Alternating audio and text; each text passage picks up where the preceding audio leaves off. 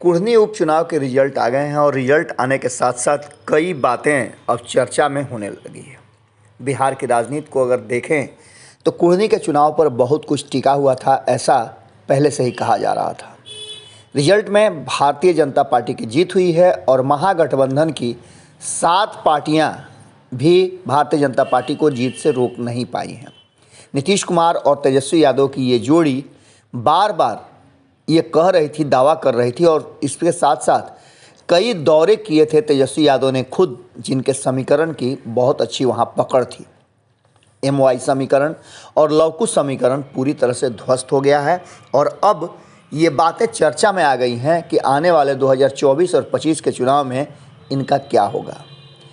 ये मात्र एक सीट का चुनाव था, लेकिन इस एक सीट के चुनाव में नीतीश कुमार के NDA से बाहर होने के बाद और तेजस्वी यादव के साथ बिहार में सरकार बनाने के साथ ही ये चर्चा शुरू हो गई थी कि भारतीय जनता पार्टी को कमज़ोर कर दिया गया है।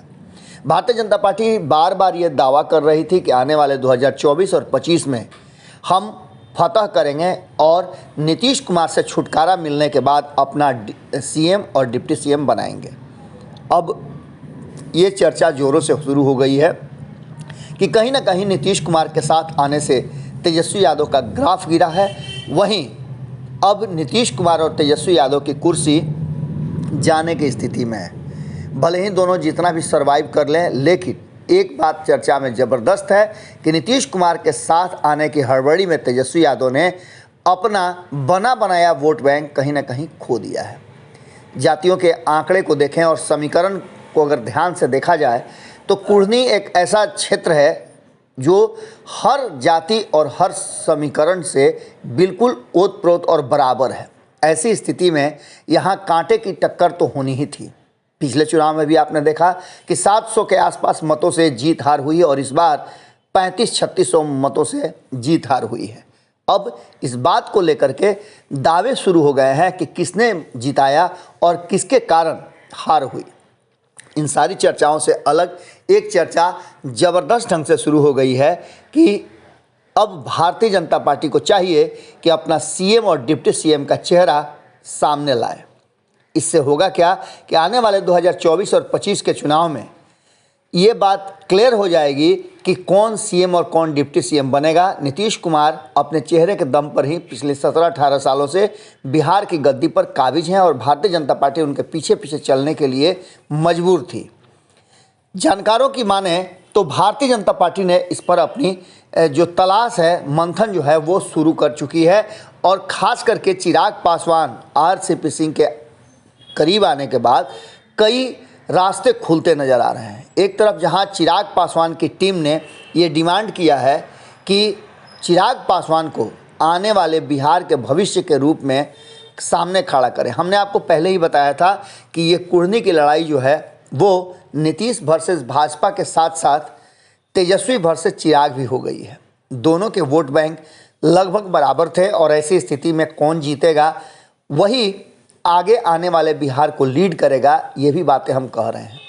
सबसे बड़ी बात यह है कि खुद अब तेजस्वी यादव के खेमे में इस बात को लेकर के संशय की स्थिति पैदा होने लगी है कि क्या नीतीश कुमार के साथ आना और तेजस्वी यादव का इतना अधिक नीतीश कुमार के लिए प्रचार करना अपने ही वोट बैंक पर ग्रहण तो नहीं लगा रहा है।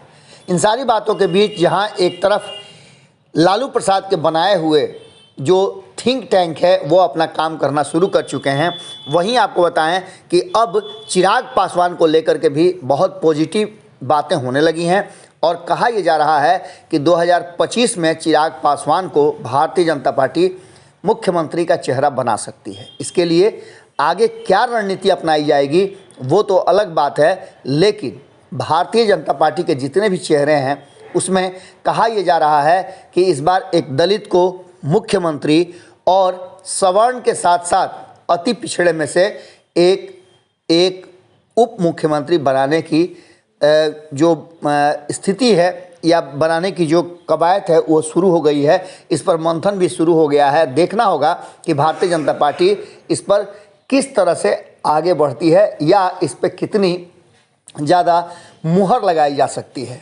चर्चा ज़बरदस्त शुरू हो गई है और इस चर्चा के साथ साथ चिराग पासवान इस जो कुढ़नी की जीत है उसमें एक बार फिर से हीरो बने हैं।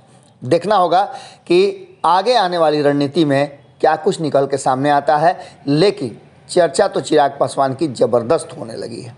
जुड़े रहिए भारत लाइव के साथ। बहुत बहुत धन्यवाद।